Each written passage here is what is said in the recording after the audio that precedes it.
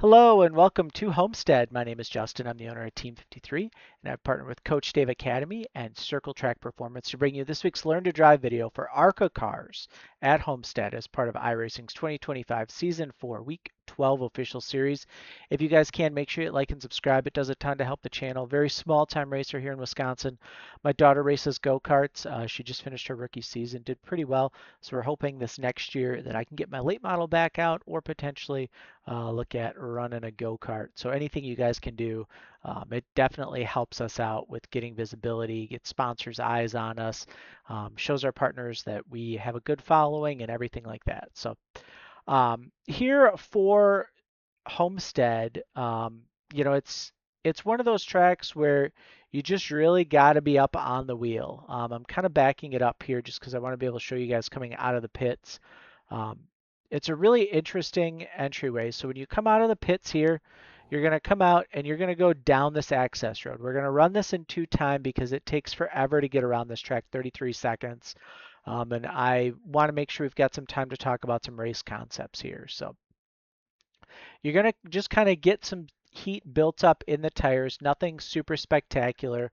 Go down the front stretch here. Lap 2 is going to be our fast lap in qualifying. So you can see here, we're just kind of riding up close to the wall, just getting heat built up.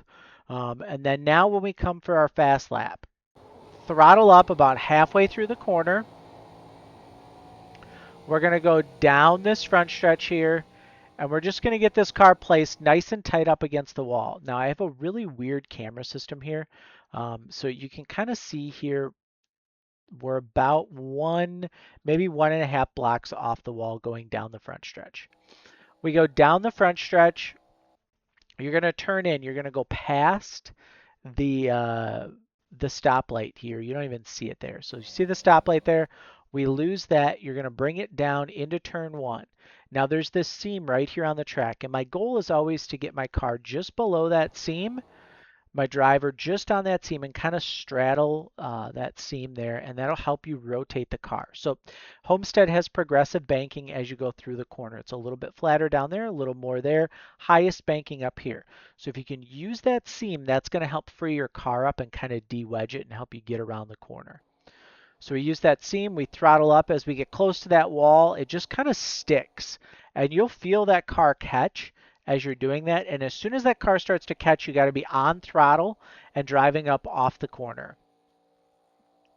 We go down the backstretch nice and fast here, pretty straightforward, and kind of the same concept as turn 1. So we're going to bring it in, we're going to get this car, straddle that seam right like that.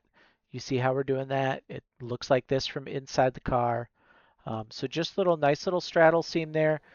Throttle it up and let it drive right off the corner. Now, a lot of times in these videos, I'll tell you guys to go around the bottom. And that was something that I did try here at Homestead. And what I found was that all of the time that you gain entry to center running down on the bottom, you lose its center exit. So it's really not worth your while to do that. You definitely want to keep the momentum built up here on the top side. And just kind of go from there. So let's go inside the car for a lap, presented by our friends at Overdrive Racing Oils and Lubricants. They're an independent AMSOIL dealer. Link is in the description below. I use AMSOIL in all my vehicles. You should too. So head on over there and let's give you guys a lap inside the car.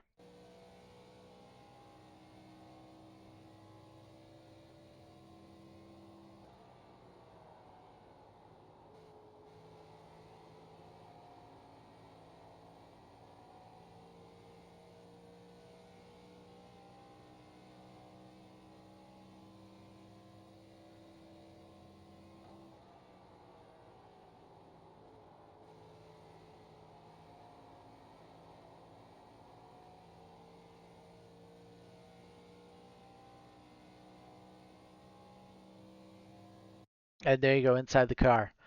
Now, before we head into race trim, let's go into the garage and I'll show you guys what I'm working with here. 8-to-1 steering ratio, +4, 52 brake bias.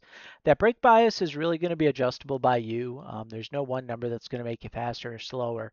But what you want to do is you want to have that set so that when you go into the corner, and you drag the brake a little bit, the car's not just going towards the wall or it's not kind of staying tight. You want the car to kind of free up and put it on the right rear tire versus the right front when it's tighter. So that's just where I had that number. The other option is, a track like this, you're not going to use a ton of brake, but it does definitely help. Um, so let's head on over. Let's look at race times. So my race times, you'll notice, are about a tenth or so slower than what my queue time was. And the reason for that simply is because I need my tires to last a full 40 laps. So in these races here at Homestead, we don't get the ability really to pit. It's a D-class series, so there are no cautions.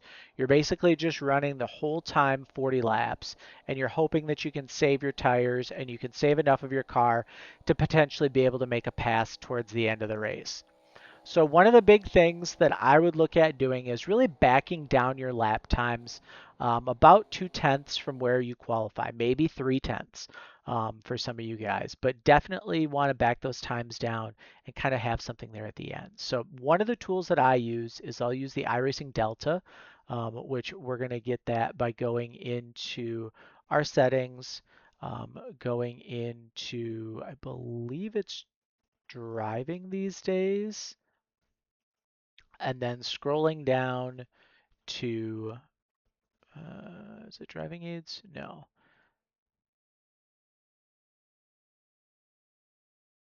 Here we go.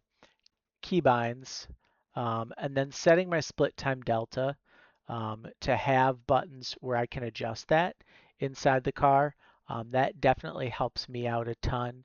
And then also looking in here at your interface and turning on your split time delta. All of that display delta bar, you want to have that set, and then you can also set your controls there under the interface tab. So when we go around these tracks, you definitely want to make sure that you're saving a little bit of tire and having something for the end. The Delta is definitely the easiest way that I found to do that, to where you can just kind of tell iRacing what you have. There's a lot of third-party apps too that you can get that have similar things, but none of them are necessary. So with everybody trying to run the top, how do you pass here? And it's going to be a slide job city this week. So what you'll do is you'll go into the corner. You kind of saw how I did it there in turn one, where you're going to drive in and you're just going to drive it, bring the car down lower. So remember in our qualifying video, we just kind of focused on straddling this upper seam. If you want to make a pass, you're going to drive it down low and then just hope that you can outdrive the guy and get there by center of the corner. If you don't get there by center of the corner, you're really going to want to wait. I think in lower split races, you'll see guys that will push tight on corner exit. They'll catch the wall. Catching the wall, definitely not something that you want to do this week. In my little bit of testing that I did for this, and you guys are seeing, I mean, these are all my test laps for this. But when you tap the wall, it's about a half a second. So I ran an 073. I caught the wall. It put me at a 583. Next lap out was still 335. So I'm still about a tenth off of where my baseline should have been after hitting that wall. So you definitely want to keep the right sides off the wall here at Homestead. It will hurt your lap times a ton. And that was something, even for 2 laps, you're still recovering from tapping the wall. So that'll be something to watch out for, especially in the lower splits.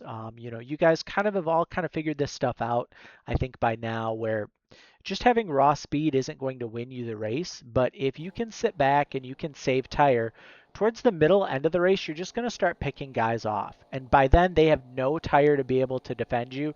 So you just have, 20 mile an hour faster, it feels like, and you're just able to pick them off right away. If you guys are looking as well for some additional help, head on over to the Team 53 Discord. I'm always happy to help throughout the week. We can kind of, pick apart different things. You can take a look back at this video. All of it I think is extremely helpful. But if you guys do need anything, I am available. Team 53 Discord link below. You can head on over, grab any sim racing upgrades that you want from our friends at Go Motorsports.